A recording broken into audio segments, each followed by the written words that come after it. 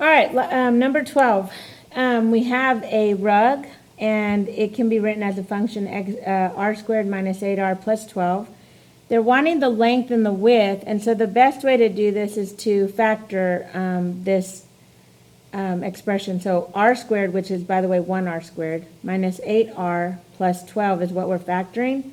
Remember that a is equal to 1, b is negative 8, and c is 12. I'm going to write that over here. So a is 1, b is negative 8, and c is 12. So we're going to find the product of a times c, which is 1 times 12, and that gives us a positive 12. But we're going to add these factors up, and we have to get a negative 8. So in order for us to get a negative 8, positive 1 and positive 12 isn't going to work for us, or positive times a positive isn't going to work for us. So instead, what I'm going to look at is the negative value, because a negative times a negative gives us a positive as well. So let's first write all the possibilities. Negative 1 times negative 12, negative 2 times negative 6, negative 3 times negative 4, and that's it.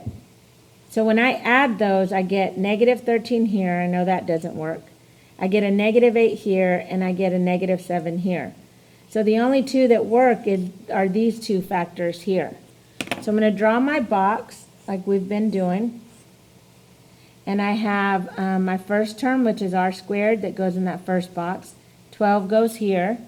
And then what I'm going to do is I'm going to put my two factors in these two empty boxes. So I have negative 3x, and I have negative 2x. Sorry about that.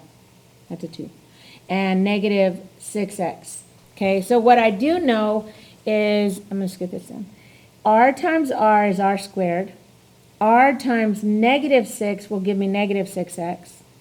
And r times negative 2 will give me negative 2x. And you can go back and check this last box.